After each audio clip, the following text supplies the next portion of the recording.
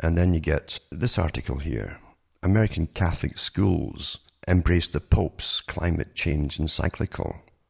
Now, the Pope gave out that encyclical after supposedly consulting with the top radical environmentalists on the planet, basically, who are paid awfully handsomely by the big boys to push the terror, we're all going to die, etc. Anyway, the Pope's gone along with it. And again, this Pope, remember, was from a nation that had, and he's Jesuit too, but they had the Jesuit liberation theology wars down in Latin America. And he's falling into the whole thing. But it says, Pope Francis released his encyclical last Thursday condemning consumerism for turning the planet into a pile of filth. It says, I think the encyclical charges every human being with protecting and caring for physical environment, and that's long overdue. Margaret Dames, superintendent for the Archdiocese of Newark, told National Journal. Diane Starkovich, superintendent of Catholic schools in Atlanta, says as teachers plan for the fall, particularly in high schools, they can see our theology faculty reading this and looking to make sure we are covering this in all our curricula. Almost 2 million students, pre-K through grade 12, attend the Catholic schools in the US. This push to add climate change-related education isn't only in Catholic schools. The Catholic Multicultural Center in Madison, which assists low-income and immigrant populations, offers environment education programs and welcomes the encyclicals affirming the importance of taking care of the environment. The Pope's encyclical states that the earth, our homes, begin to look more and more like an immense pile of filth.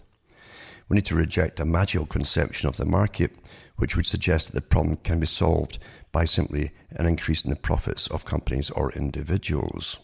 Well, we've been living in a system so long now, it's the profits of big corporations that get it, and not the small individuals down beneath them. That's the problem too. So this goes through, again, the fact that this Pope's on board with it. That's a lot of power, you understand. Millions of folk follow our religion, and that's what they said in Bernays' day, because he helped to push the whole concept of consumerism. But he said that don't go out into looking for towns to persuade whole towns to buy your products for corporations, for advertising. He says go out and recruit the top ministers and preachers and folk who already have a following to be on board with what you're pushing, and they bring all their followers with them. You find that the various communist agencies were also pushing the same thing back in the 50s, and actually in the 40s as well. In this article here, it says the Catholics in the Philippines make climate change a priority after the Pope Francis' encyclical. And it says they promise to collect 10 million signatures calling for a sustained response to climate change. And this photo of fishermen, they showed the photos, and all the rest of it. It says the Philippines is Asia's largest Catholic country, seeking to gather 10 million signatures for a petition that would be pressure the world leaders to act on climate change. It says, after a scathing encyclical from Pope Francis in June, where he warned that planets begin to look like an immense pile of filth, religious leaders from Manila have pledged to gather more signatures for the Catholic climate petition, which they are going to hand to world leaders in Paris in November. That's the big meeting. They started off with the Kyoto, and then every year they have one or two meetings more, and further assign us all into this big takeover of all our lives by the few again, you see. It's not hitting the problems at all. It's not hitting any of the problems whatsoever. And you can't go back into some medieval system where the Catholic Church was at its pinnacle. You can't go back in time to that era either, because that was a feudal system. Folk didn't know what democracy was. If anybody came up with the idea, then they'd have been slaughtered. And this article here also says, naive and out of touch. Leading evangelical bishop slates the Pope's climate change encyclical. A leading evangelical Church of England bishop and a Labour member of the House of Lords have criticised the Pope's encyclical on the environment as a naive document that hankers for a lost world. The Bishop of Chester, Dr. Peter Forster, and Labour peer Bernard Donoghue, a lay Catholic, said the Pope Francis' landmark document is an idealism that longs for a world where cats no longer chase mice and species do not kill and eat each other or become extinct. The Pope said in the Encyclical that the world risks becoming an immense pile of filth, blah, blah. Then it says, Dr. Forster and Lord Donahue challenged this pessimistic view. To us, Encyclical is coloured too much by a hankering for a past world prior to the Industrial Revolution, which is assumed to have been generally simpler, cleaner and happier. There's little historical evidence for such a vision, and for most people then life was brief. Most people, it's true, the rich wasn't. Painful, poor and even brutal, they say in a paper for the Global Warming Policy Foundation. In particular, they criticised Encyclical for its negative view of capitalism. And you find too that this Pope, it goes back to the old con again. Who does he invite in to talk about the world's poverty? Naomi Klein. Stop pushing communism. But it says the Pope is on a tear, great evil stalks the world, and is determined to denounce it. That evil is global capitalism. Well, he's correct on the system of money that's set up at present. He's correct on that, folks.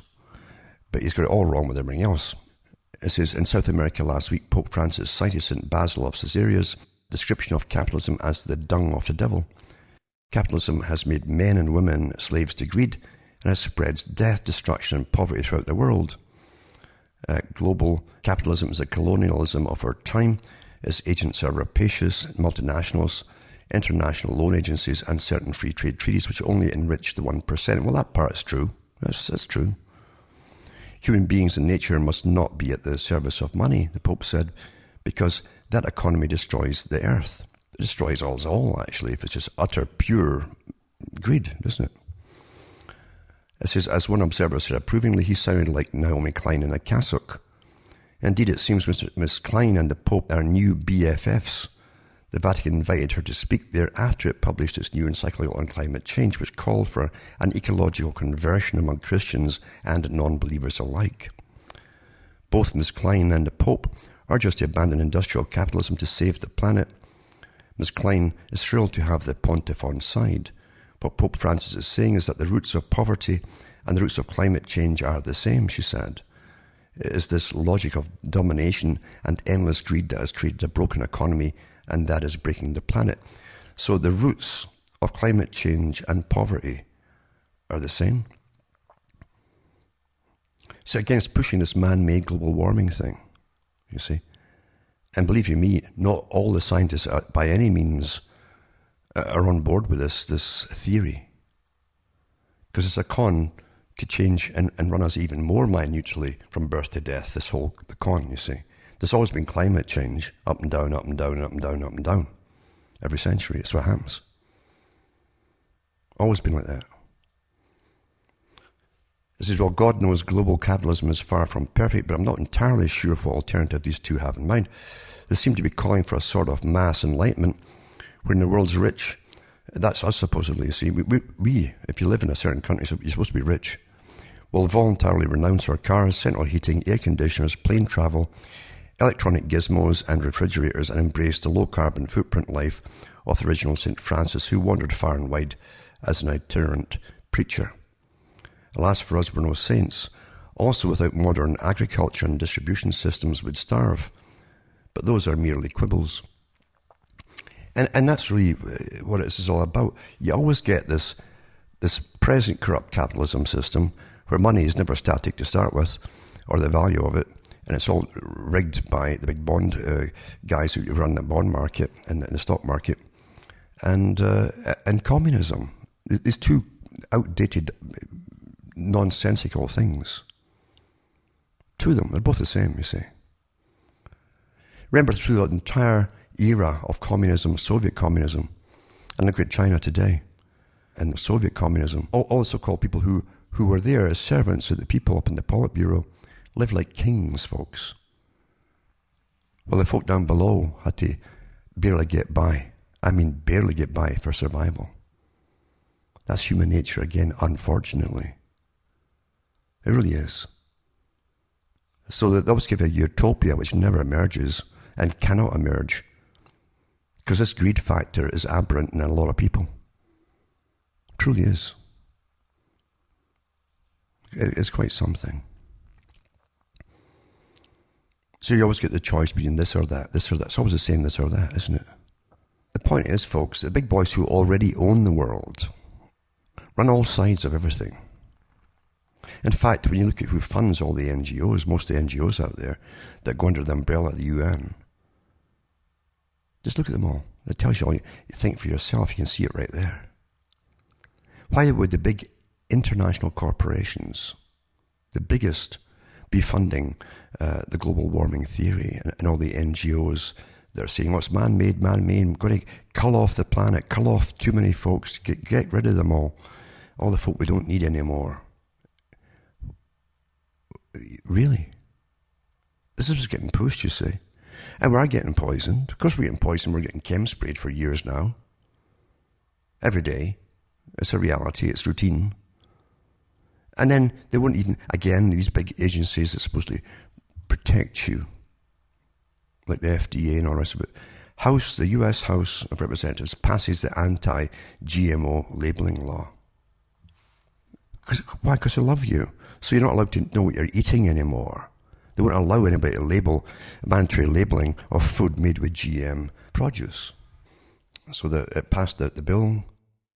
It says that blocks any mandatory labeling of foods made with genetically engineered crops, including preempting a state law set to effect next year in Vermont. It's dubbed the Safe and Accurate Food Labeling Act by supporters, but the Deny Americans the Right to Know, or DARK Act, by opponents. The measure was approved by 275 to 150, with 45 Democrats voting for the bill. They're there to help you and protect you, are they? Oh, for God's sake, stop voting now. Get out of these party nonsense things. Wake up, folks. Because this con's been going on forever. And it's getting worse and worse and worse. And we're getting sicker and sicker and sicker, as you well know. Not healthier and healthier.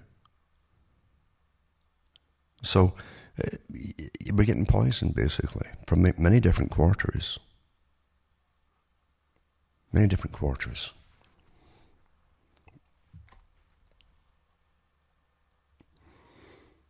So that's about it for what's passed off as news in this day and age. And it's getting scarcer and scarcer. We can't get any truth on anything now. It all goes through public relations departments, from governments to everything. It's all public relations experts. And that's just a means of putting things across to the public in a very obscure and lying fashion. Otherwise, you wouldn't need PR departments in the first place. And if all the different departments were represent or be honest with the public, you wouldn't need them, would you? Very simple, isn't it?